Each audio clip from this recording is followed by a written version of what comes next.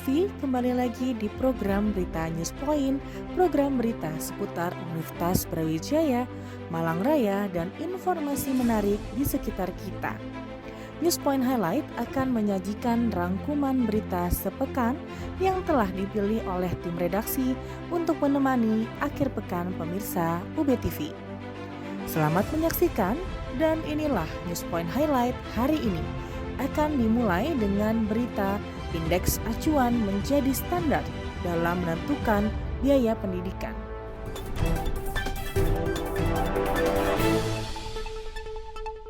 Wakil Rektor 2 Universitas Brawijaya, Profesor Muhammad Ali Safaat menjelaskan bahwa dalam penentuan uang kuliah tunggal terdapat indeks acuan yang digunakan. Beberapa hal yang masuk dalam indeks acuan adalah akreditasi program studi. Akreditasi B dengan unggul dan internasional memiliki skala mutu yang berbeda dan berimbas kepada besaran UKT. Selain itu terdapat juga acuan dari output program studi dan juga pemilihan daerah Jawa non-Jawa. Ali menambahkan, indeks tersebut itulah yang kemudian menjadi patokan dalam penentuan uang kuliah tunggal. Mahasiswa yang membayar sama dengan BKT itu berarti dia membiayai dirinya sendiri. Nah, selain itu berarti kan antara yang golongan 1-2 sampai yang maksimal itu lalu bisa dibuat beberapa kategori sesuai dengan kondisi masing-masing. Kan seperti itu. Kemudian kita diminta untuk menentukan BKT Prodi yang ada di UB itu diminta untuk menyampaikan data masing-masing program studi. Jadi karena BKT itu nanti ditentukan satu berdasarkan pada pencapaian standar mutunya, yang mewakili pencapaian standar mutu itu adalah akreditasinya, kan itu. Karena kalau misalnya akreditasinya B atau baik itu kan berarti standar mutunya kan lebih rendah, katakanlah begitu. Otomatis kan biayanya pasti juga agak kurang. Untuk mencapai standar mutu sangat baik juga seperti itu, unggul juga begitu, internasional juga seperti itu. Jadi itu ada indeksnya. Kemudian wilayah itu dibedakan antara Jawa, Bali dan luar Jawa dan Bali, itu ada indeksnya. Yang ketiga itu adalah jenis program studinya. Ada 3 kategori jenis program studi, yang pengetahuan saja, kemudian yang keterampilan sebagai komplement, dan yang ketiga adalah keterampilan sebagai tujuan dari program studi. Melalui acuan yang sudah terstandar, maka besaran uang kuliah menjadi lebih terukur, transparan, dengan harapan dapat dipahami bersama oleh mahasiswa, orang tua, dan masyarakat. Besaran tersebut sudah melalui kajian mengenai kebutuhan mahasiswa selama menempuh perkuliahan di prodi yang dimaksud. Koordinator Riset dan Inovasi Polinema Malang, Sabto Wibowo, mengatakan bahwa hasil riset mahasiswa dan dosen saat ini banyak digunakan oleh masyarakat. Riset karya mahasiswa seperti di Polinema sudah melalui bimbingan dan pendampingan dosen, sehingga memiliki standar yang bagus dan dapat digunakan oleh masyarakat. Riset mahasiswa ini penting sebagai bekal mereka ketika masuk dunia kerja dan dunia industri. Kalau dari mahasiswa ada, tetapi dimasukkan ke jurusan. Jadi di sini ada 16 peneliti yang mengikuti pameran, 4 pusat riset, dan ada 7 jurusan. Hasil-hasil karya produk mahasiswa seperti tugas akhir, skripsi, itu juga banyak yang digunakan oleh masyarakat, tetapi ditampilkannya bukan pada stand sendiri, tapi masuk pada stand jurusan. Ya, nah jelasnya enggak, jelasnya enggak. Jadi dari perguruan tinggi lain itu ada 5. Ya, Politeknik Negeri Madiun, Politeknik Angkatan Darat, Vokasi UB, Vokasi UNER. Sabto menjelaskan dalam pameran hasil riset yang ada di kampus Polinema ini diikuti oleh berbagai politeknik seperti Polinema, Politeknik Madiun, Politeknik Madura, Politeknik Angkatan Darat, Vokasi UB, dan Vokasi UNAIR Surabaya.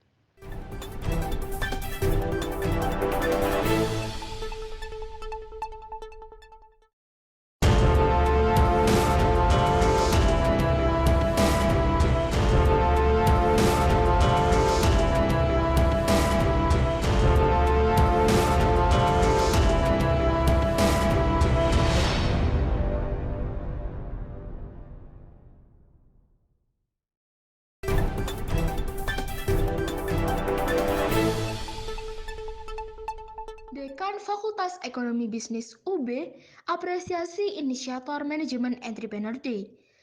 Dekan Fakultas Ekonomi Bisnis Abdul Ghaffar mengapresiasi kegiatan Manajemen Entrepreneur Day atau MED yang sudah berjalan konsisten selama 15 tahun.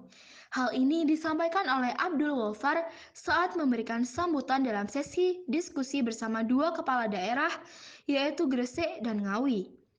Dekan FEB ini memberikan apresiasi kepada para inisiator dan tim departemen yang konsisten menjalankan kegiatan tahunan tersebut. MED menjadi salah satu ikon kegiatan yang diminati oleh para mahasiswa setiap tahunnya.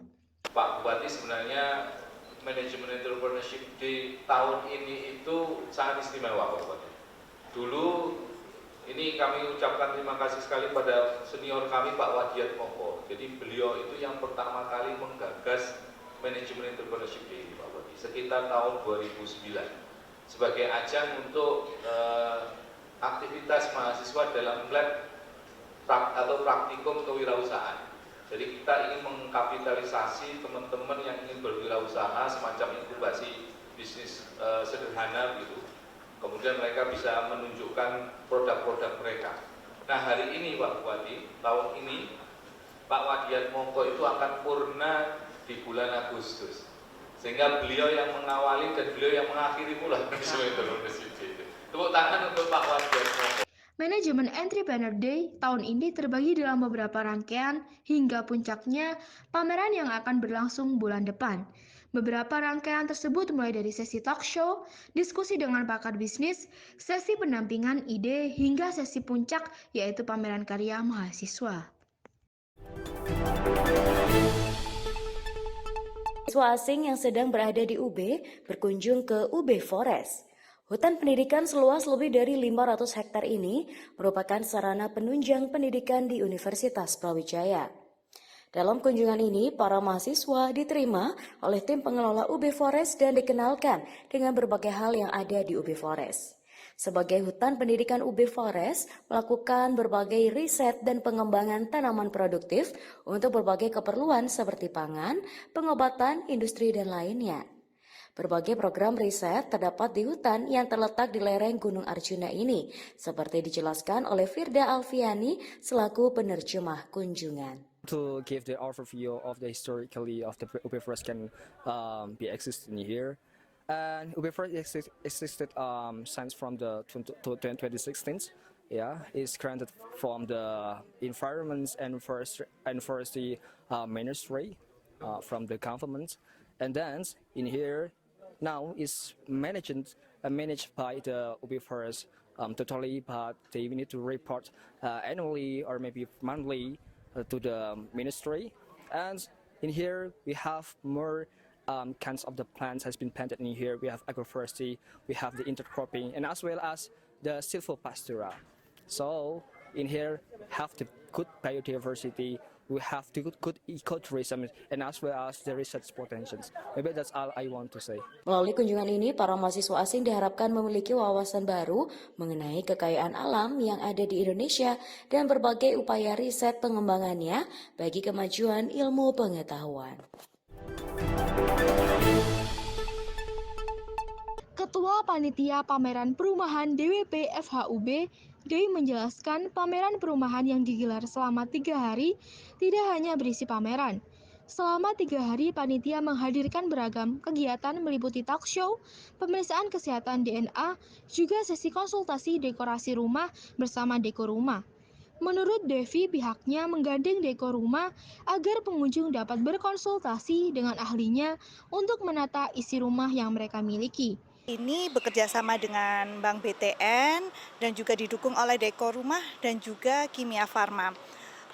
Ada konsultasi gratis dari Deko Rumah dan ada pemeriksaan gratis kesehatan dari Kimia Farma meliputi kolesterol, tekanan darah, seperti itu.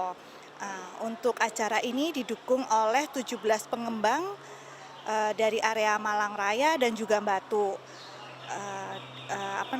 Audiensnya juga dari mahasiswa karena ada seminar dari dekor rumah, dan juga seperti hari ini ada seminar oleh Pak Juniardi dan juga Ibu Indi.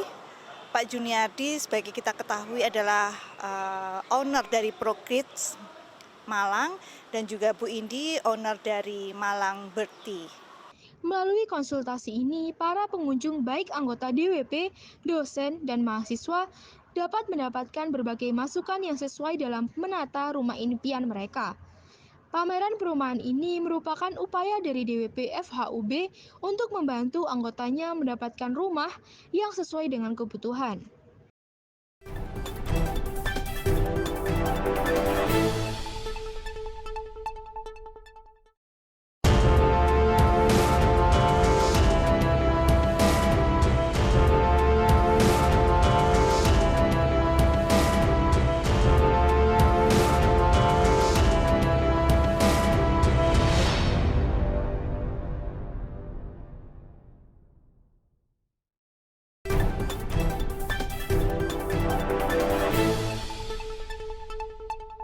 Into the Climate Story Fight for the Future merupakan pelatihan khusus bagi orang-orang muda yang ada di Makassar dengan tujuan untuk peningkatan kapasitas suara mereka terkait dengan isu lingkungan yang ada yang dapat dituangkan baik dalam bentuk tulisan maupun konten. Kegiatan ini dihadiri oleh 24 peserta, baik dari Unhas maupun dari kampus lain, serta komunitas-komunitas muda maupun aktivis yang memiliki konsen terkait isu-isu lingkungan hidup yang telah lolos dalam tahap seleksi untuk mengikuti pelatihan ini. Ya, jadi kegiatan ini merupakan kerjasama karena antara Mongabe Indonesia dengan Universitas Hasanuddin, khususnya Departemen Antropologi dan FISIP gitu. Jadi kita sebelumnya memang memiliki MOU terkait kerjasama akademisi dan juga terkait isu lingkungan seperti itu. Kemudian hari ini selama 3 hari dari tanggal 17 sampai tanggal 19 Mei 2024 kita mengadakan program namanya Into the Climate Stories Fight for the Future. Itu salah satu pelatihan khusus kepada orang-orang muda yang ada di Makassar untuk istilahnya peningkatan kapasitas dalam mereka dalam bersuara untuk isu lingkungan, bisa melalui tulisan maupun dalam bentuk konten gitu sih. Lucia menyampaikan bahwa Makassar merupakan wilayah pesisir dan memiliki hutan dari hulu sampai hilir. Maka dari itu, suara-suara yang tidak pernah didengar, isu-isu lingkungan yang ada di Makassar dan Sulawesi Selatan ini diharapkan bisa tersuarakan dengan baik menurut perspektif orang muda. Karena kita tahu bahwa krisis iklim saat ini sangat berdampak bagi kita semua, maka dari itu orang-orang muda bersuara untuk masa depan bumi ke depannya. Ya, jadi dalam materi atau penyampaian soal pertama secara garis besar memang terkait soal lingkungan itu. Namun secara khusus lebih banyak menyinggung soal korelasi atau keterkaitan antara krisis iklim, pesisir, dan pulau-pulau kecil dan apa hubungannya. Nah, ternyata memang kami lihat trennya semakin gawat ya, karena kondisi pesisir dan pulau-pulau kecil kita hari ini itu terancam soal politik kawasan atau ruang, di mana ada banyak pengurukan pasir laut dan reklamasi, dan terpada dengan persoalan krisis iklim, di mana dari hasil itu banyak mengubah kehidupan laut di sekitar Kota Makassar dan Selatan khususnya. Slamet Riyadi menyebut bahwa kegiatan ini sangat bagus karena melibatkan anak muda yang sangat perlu untuk menyuarakan perspektif atau pandangannya masing-masing terkait kondisi iklim untuk didengar oleh para pengambil kebijakan. Ia juga menyebut bahwa manfaat dari pelatihan ini yaitu dapat menambah wawasan, baik wawasan literasi terkait dengan iklim dan lingkungan maupun literasi terkait peliputan atau investigasi berita maupun kasus sesuai yang mereka pilih.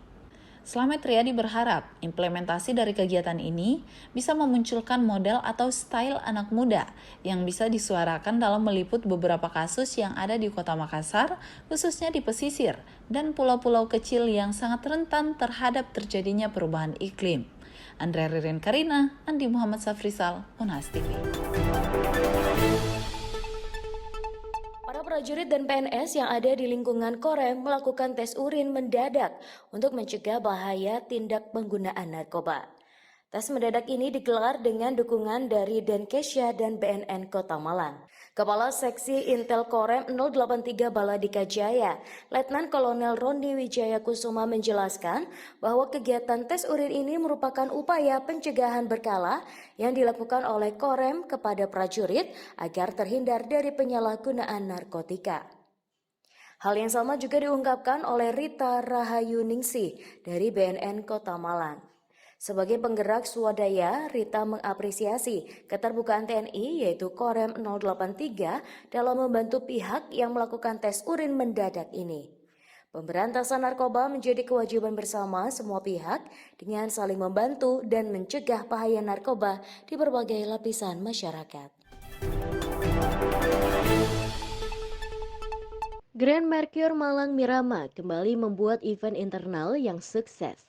Kali ini dalam rangka General Meeting Staff, para staf memakai busana glamour dan bertopeng.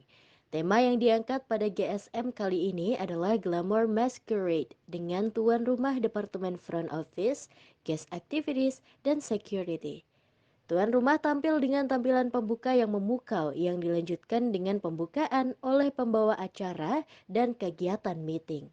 General Manager Hotel Sugito Adi menjelaskan bahwa kegiatan GSM perlu dipertahankan untuk membangun kekompakan, kesulitan dalam menghadapi tantangan bisnis yang ada. Dalam kesempatan tersebut diumumkan Best Employee, Best Manager, Honesty Award, dan ditutup dengan penampilan Band Head of Director. Totalitas semua pengisi acara menunjukkan kesulitan tim Grand Mercure sebagai punggawa bisnis perhotelan.